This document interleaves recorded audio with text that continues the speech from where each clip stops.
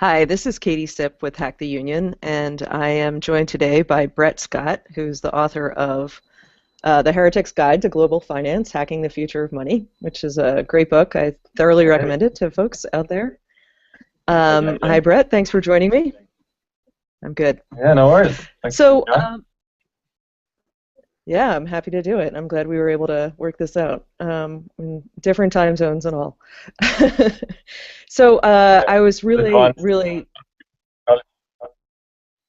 really interested to read your book because I feel like there's one of the things that you talk about in the book is about how the sort of financial jargon that's been established to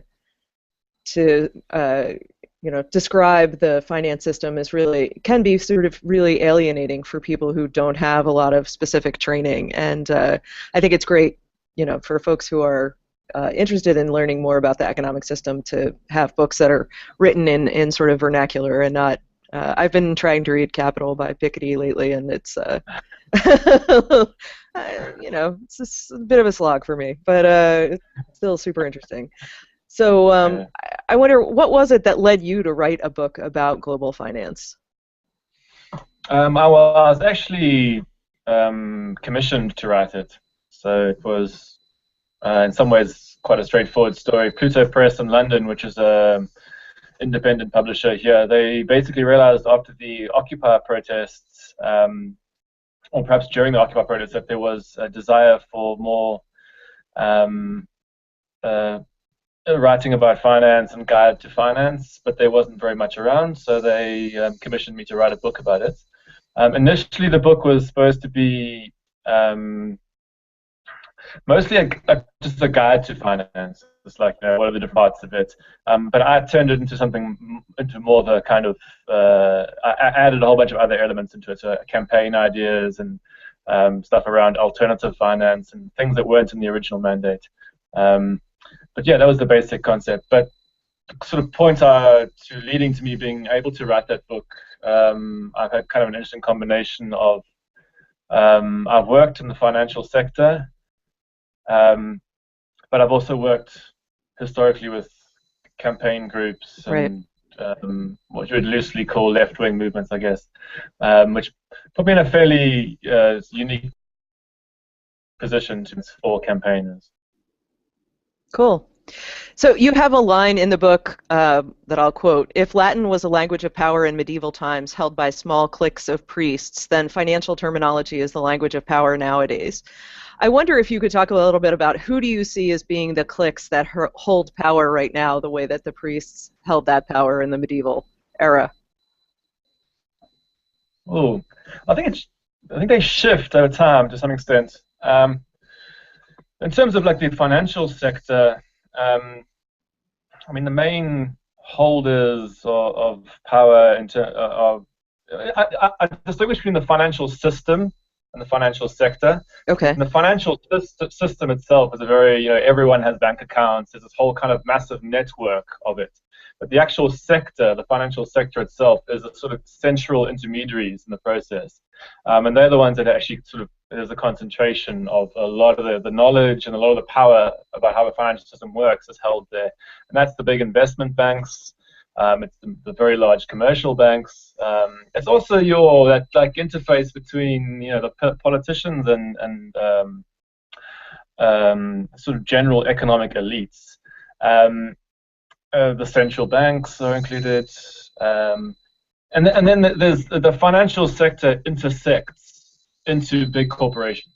Mm-hmm. So corporations themselves don't exist without the financial sector. So all the big financial directors of all the big companies are all, are kind of the interface into the financial sector. But it goes beyond. I mean, this process doesn't happen in the financial sector. I mean, you're finding this emerging in the technology elites right now. There's a kind of a new wave of a kind of uh, hipster industrialists that you're Right. finding Right. in Silicon Valley and so on. So there's different these types of elite groups that gets change over time. I don't know if that answered your question. Uh-huh. Definitely. I mean, I thought sort of to expound a little bit on that point, it was one of the things that you talked about was really interesting is the sort of idea that the person who cleans, offices at Morgan Stanley has probably been exposed to more financial risk in their personal life than most people who actually work in the finance system, including the sort of technology elites. That's certainly a big issue right now in Silicon Valley, where the sort of the Googles, the Facebooks of the world are people who are coding for them like tons of money, and then there are people who are actually working as dietary workers or janitors in their campus that are struggling to make it in that economy. So it feels to me, I mean, I think that one of the things that was interesting was that people go into the finance system specifically because they know it's a place that they'll be able to like make a lot of money, and you sort of talk about how they're actually people who are risk averse in terms of their own personal, well-being. So why do those folks go into finance? I mean, why do people who are running? There's an interesting dynamic there, which is there's a slightly tense dynamic in a lot of entrepreneurship and a lot of this kind of like I mean, in many different sectors, there's this concept of the risk-taking trader, the risk-taking entrepreneur, the risk-taking whoever it is. But they're losing other people's money for the most part. Yeah, I mean, to some extent, there is some reality in it. I mean, right, of course, yeah. There's a certain degree of, personal, energy you have to put into these types of things. And I guess the point I was making with the cleaner is, actually the people who are most prepared to call themselves risk takers or to take these so-called big risks are those who often have the largest safety nets. Mm-hmm. If you're a gymnast in the circus, you're much more prepared to do these very high-risk activities if you've got a big safety net beneath you. And that's why a lot of this types of activities, sure, there's risk-taking involved, but it's not like there's actually true risk involved for the people there. So yeah, in the financial sector, you've got this sort of strange dynamic where there are people who, at some base level, basically want to make a fair amount of money or want to have a comfortable existence, but quite like the idea of being intellectually engaged or holding a high status position and maybe having some kind of risk-taking activity involved with that at the same time. So there's this whole ideology of risk-taking which doesn't. It's more something people tell themselves, but actually the true risk has often been taken by the society that has to bear the brunt of the financial crises that happen as a result. I'm always very suspicious of people who call themselves risk takers, because often it's a self-serving ideology. And actually, another point about the whole kind of, I guess, cult of entrepreneurship. I mean, I don't get me wrong, I actually support entrepreneurs in a lot of things I do. But entrepreneurs and this is slightly separate to the financial sector, but like they all entirely reliant upon the so-called non-risk takers to even exist. All these companies don't exist without all that base level, people cleaning the streets, the plumbers, all that so-called risk-taking is enabled by those classes of those layers of labor. And if you're a big risk-taking hedge fund manager, none of that exists without simple things like farmers. Right. There's no such thing as hedge funds without huge amounts of agriculture. Like it cannot exist without that kind of stuff. Mm-hmm. So I guess that's one of the things which annoys me about the self-serving rhetoric you find in the financial sector about how everything would collapse if it wasn't for all this kind of stuff we do. But it's like, no, actually, you would collapse if it wasn't for everyone else. Right. I think that was very sort of obvious in the last U.S. presidential election, where we have this sort of like takers versus makers mythology going on, as if you somehow can have a factory without roads or port system that allows you to ship goods around or things like that. The one other thing that I was really struck by in your book, in thinking about sort of how can activists sort of engage in the finance system in order to win campaigns. You talked about this kind of activist Bloomberg project, a sort of wiki for people that people are putting together to track financial investors, and I thought that was a super interesting idea. Especially when you think about things like, the things that we don't measure in our traditional economic system that does, however, cost money. Things like the effects of pollution or the sort of off-put labor costs because people are going onto food stamps because they aren't jobs and things like that. And I wonder how, sort of people who are watching, who are interested in finding out more about that kind of a way to track the investors in various corporations. How can they find out more information about it?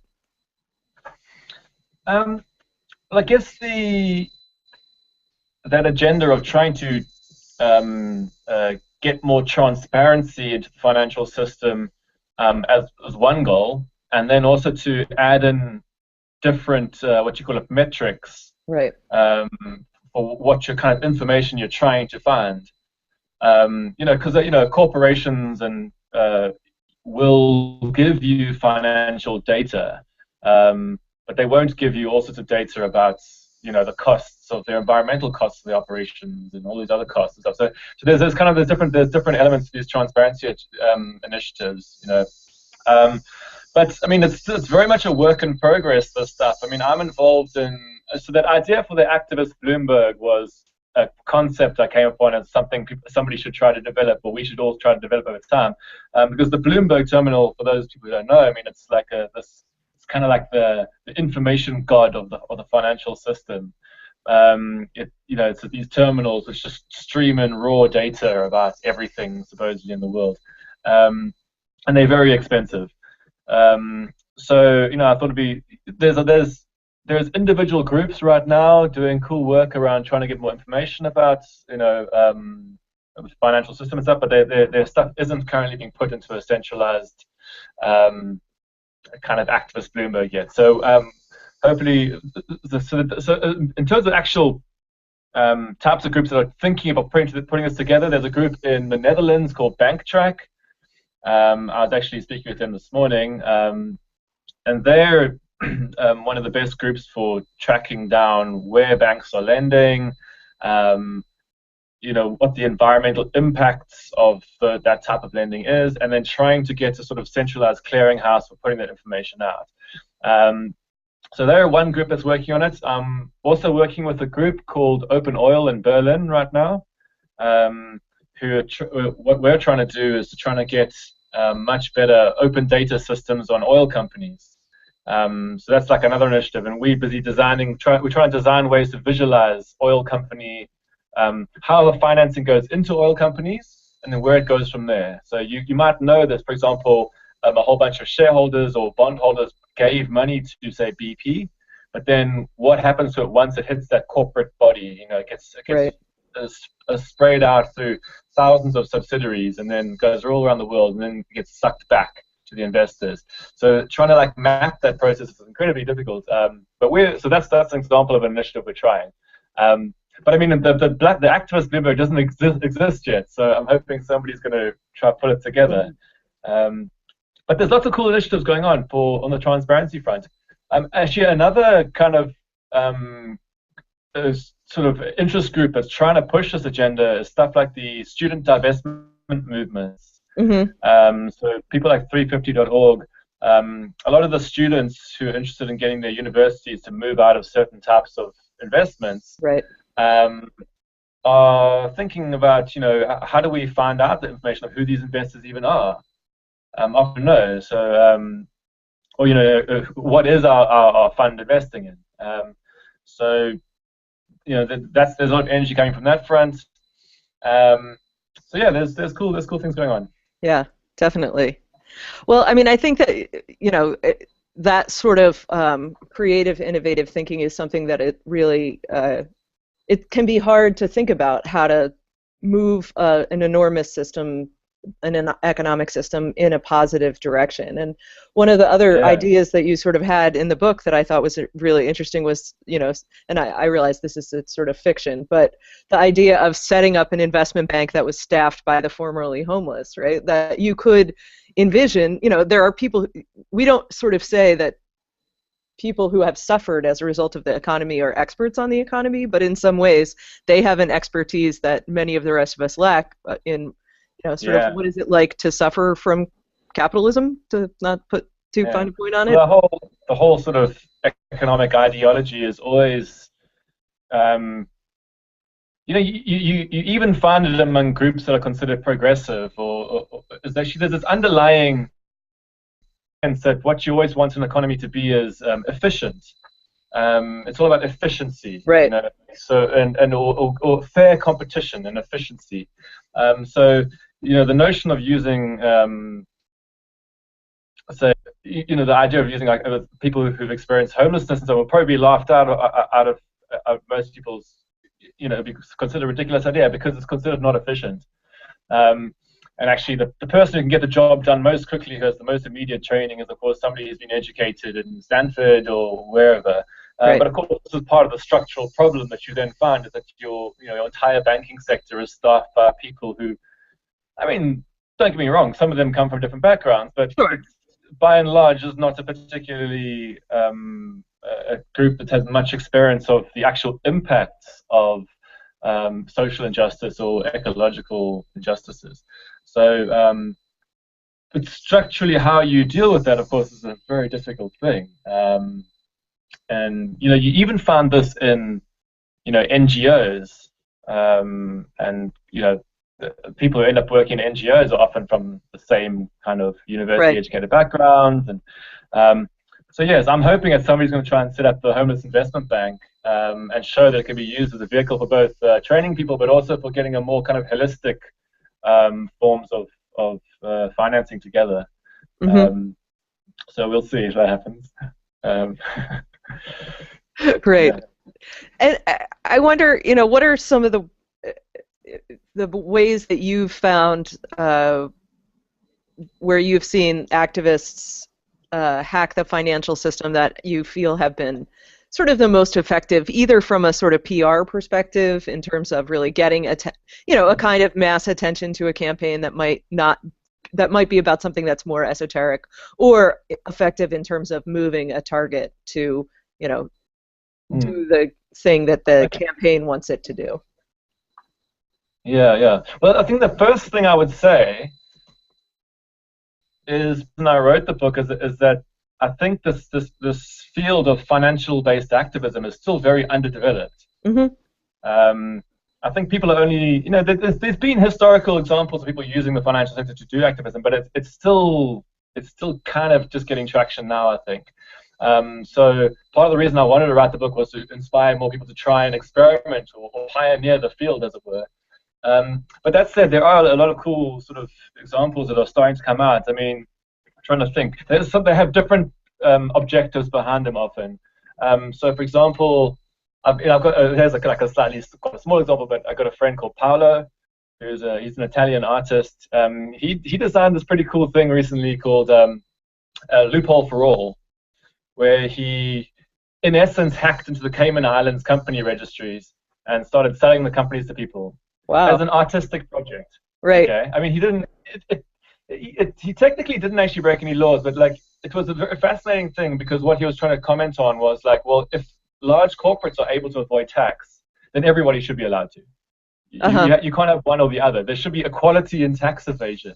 This is a very controversial kind of thing, because people are like, well, you're breaking the law in some ways. But his point was to create an artistic project which showed the inequality and how, if you're a really large global corporation, you're able to avoid tax, but if you're an ordinary person, you aren't able to avoid it. So you got to kind of so his point was quite interesting there. So check that out. It's called Loophole for All. He won quite a few awards for it, artistic awards. There's also a guy in Finland recently who I've been really intrigued by his idea. He's designed an activist fund, which is called Robin Hood Minor Asset Management, which, again, he's an artist, And the whole thing is to try and create a algorithmic electronic hedge fund, which acts as a parasite on Wall Street and sucks out value in order to redistribute it to broke members of the sort of freelance precariat. And it's, I mean, again, it's still quite a new thing, but it's a really interesting idea, exactly like hedge fund. But those, I mean, those are fairly small examples. There's often, you know, there's a lot of like quite serious, larger campaigns going on right now. For example, I've just been, this is kind of still under wraps, but there's, you know, just been talking to a guy who's very interested in creating a big union of bank customers. To try and get them to start to demand more of an ethical policy for their bank, using the sort of threat that they would leave as a way to sort of gain leverage. So this idea of sort of organizing depositors together into sort of organized groups is I don't think it's ever really been done on the banking side yet. So that's pretty interesting. There's the various divestment movements which are doing interesting stuff. Shareholder activism is another area where people are doing some interesting things. Where, you know, they're using their shareholder power to go in and try and demand stuff of companies. So there's ideas floating around, but I guess this is still considered quite fringe activity. To do is trying to make the general campaigners, general citizens more aware of their ability to sort of use the financial system for these types of campaigns. Right.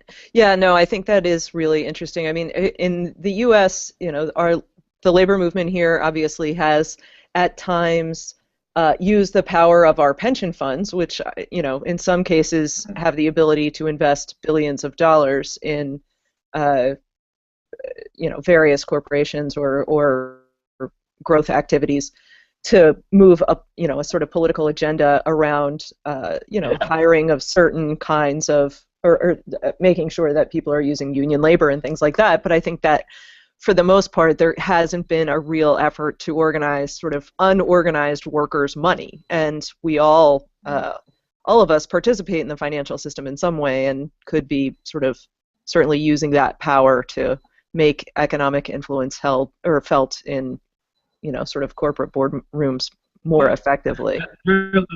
The financial sector has a particular dynamic to it, though, where a lot of people, in general, feel on the back foot when it comes to thinking about finance. So it's got this extra barrier there. So a lot of people, you know, they might be like, "Hey, I'm prepared to organize in some fields, but there's a knowledge barrier when it comes to, you know, thinking about finance." But there's also quite a conservative reaction people have to their own money, right? Where it's like, well, I'm not sure I want to be using, you know, my personal money to be engaged in sort of campaigns I believe in and stuff. So, you know, I was part of a campaign called Move Your Money here in the UK, right? Which still exists and it's still going and it's getting traction, but it's taking a long time to get traction because the whole idea behind the campaign is like, you know, if you're a depositor in a bank, you're in some ways are supporting whatever that bank invests in and how it does it, and you should be taking more accountability of that or taking more responsibility for that. But people, you know, even like quite hardcore activists will often have this one part of their brain which is, oh, that's my sort of, you know, my financial stuff. That's not about, you know, and then I have my activist life. Right. And you know, can take people years to decide to sort of change the way that they invest their own money. So, and it's because we have this sort of conservative element when it comes to protecting our finance. So yeah, financial campaigning has a whole other strange psychological dynamic to it, which we're still only getting used to. Right, definitely. And, you know, you have to, I think, to some degree, sort of pick your issue, too, right? I remember having a conversation, you know, early on in my life of having any money at all of like, well, if you don't want to invest in tobacco companies, there are like 3 things you can put your money into otherwise. It's changed, obviously, since then. We've, you know, come a long way in terms of tobacco disinvestment. But, you know, the idea that you would not want to invest in a company that was like part of the military industrial complex or something like that, like leaves you with not always a ton of choices, too, right? That you have to feel pretty strongly about those things. Yeah, there's limits to your ability to move when you're part of an entire economy which is based on certain things. So you'll inevitably always be compromised in some way, no matter what you're doing. But I guess one of the reasons why some of these sort of consumer-based campaigns, which have clear limits to what you can do with them, are quite important because they do, even if they're not technically effective in moving large amounts of money to different places, they do bring this idea that you have to take some degree of personal responsibility for what happens in the world. But also, I mean, it kind of it sort of reveals how do you say it? The power structure itself relies on people not taking responsibility. Right. So there's like a giant collective action problem we have in our economy generally. So if everyone did behave in a different way, the whole sort of top structure would collapse. But because nobody's well organized enough to do it, and you have these systems that sit in place, and as a result, you have no choice. I suppose union organizing has always been about trying to get enough collective action that you can start to topple these various structures of inequality. So you'll definitely understand it. But with the financial sector, it's incredibly hard because most people are implicated in that system in some way, and yet feel they have no real choice about what else they can move their money to, or how their individual action will have some kind of impact. So that's a problem we're still working on. And as we were talking about at the beginning, there's this sort of jargon that's off-putting that makes you feel like you don't necessarily understand all of the choices that you have or how much control you have over it. So it kind of lends itself this feeling of like, oh, I should just, throw up my hands and hope that it comes out for the best, which hasn't really worked out for our economy lately, at any rate. Yeah, absolutely. All right. Interestingly enough, though, like the part of the rhetoric of the financial kind of professionals is always like, look, we're basically here to help people with their finances and so on, and to some extent this is true. We're going to look after your pension fund and it's going to be good and so on. But of course, in so doing, creating this intermediary role, these big funds and these big kind of organizations create this very passive way that people treat their relationship to the rest of the economy in a way. Actually, like you can see it when people start to use, say, peer-to-peer finance platforms, when they start to lend directly to projects that they actually believe in.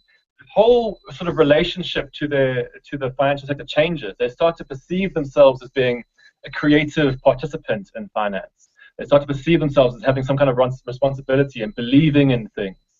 And so there's, I guess, other types of things I'm starting to advocate is trying to get people to move to these sort of smaller scale alternatives, which often bring actually a higher degree of risk, but a much lower degree of alienation from the reality of what you're doing.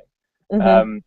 So I guess that's another sort of trade-off, whether you want pure safety when you can be in a big bank and a big fund, or whether you want to actually believe in what you're investing in and actually have some kind of creative input in the process. Right. And actually feel more in touch with your own world as a result. But that's, again, one of these works in progress. Right. Yeah. Yeah. I have been very interested lately in sort of talking to a lot of artists and other people who are sort of creative types about the ways that they're thinking about, sort of how they participate in the economy, particularly with the changes that have happened for musicians with lots of digital music and you're not so much going out and trying to sell CDs or cassettes or albums anymore. It does feel to me like we are, that the peer-to-peer kind of funding makes people, both artists and the people that are supporting them, feel more connected to each other and sort of, mutually responsible for success. And that feels to me like a very positive direction for our economy to move in. Not just for artists, but for everyone.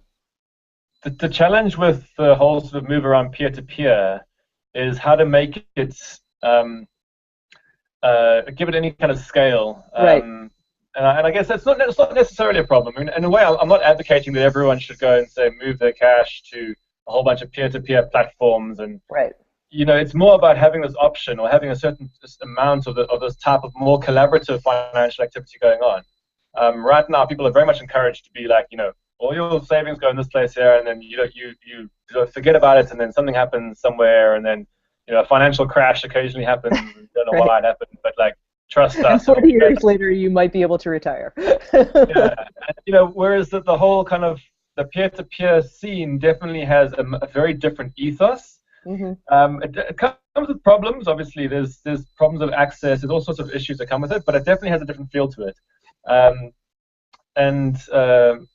And I guess, I mean, talking about sort of technology and hacking and these kind of things, like there's definitely a big technological element to how the peer-to-peer finance movement's emerging, and it's sort of emerging and hand in hand with a whole bunch of other non-financial sort of peer-to-peer collaborative economy type initiatives. So there's a broader movement going that's happening in the fringes there, with people becoming more interested in using technology to collaboratively produce things. And again, that's quite nascent, but I think in the next 10 years we're going to see a lot more interesting activity on that front. And sort of collaborative peer-to-peer finance will be one element of that broader movement towards more collaborative economy. Right. All right. Well, want to really thank you for taking the time to talk to me today. I don't know if you have any final thoughts for activists out there in the world who might be interested in hearing more about your work and what you're working on right now. I certainly will highly recommend, again, everyone buy your book. Yeah, last words are maybe point one, sort of trying to understand finance is more. There's a lot of reasons why you want to do it. I mean, but one of the biggest reasons is it just helps you to feel more in control or more aware of the world around you, which is a really beautiful thing if you can get to a point where you can start to sort of see buildings around you and you can start to understand how global financial flows have shaped the society around you. It helps you to feel more I guess, unalienated, if you want to call it that. And then secondly, that in turn becomes useful if you're trying to actually run campaigns. And so, and a good place to start, if other than reading my book, is to start with your actual financial existence, the money in your wallet or in your bank account. Start to think about what's actually happening. So start from a point which you do understand, and then from there you can start to build up an understanding of a much broader, interconnected system. Yeah, and the last thing will be get involved in the financial activism front, because it's definitely a scene waiting to be pioneered, and it's only going to get more and more important with time as the global financial sector gets more and more interconnected, and the financial sector is not going to get any less powerful anytime soon. For sure. This movement, this counter movement, is definitely going to be a hotbed of activity. So definitely get involved. And if you want to see my blog and stuff, go to it's Suitpossum, which is SUITPOSSUM, which has a whole story behind that name. But you can find my book and writing and stuff there. Great. All right. Well, thanks again, and have a good rest of your day. Thanks, guys.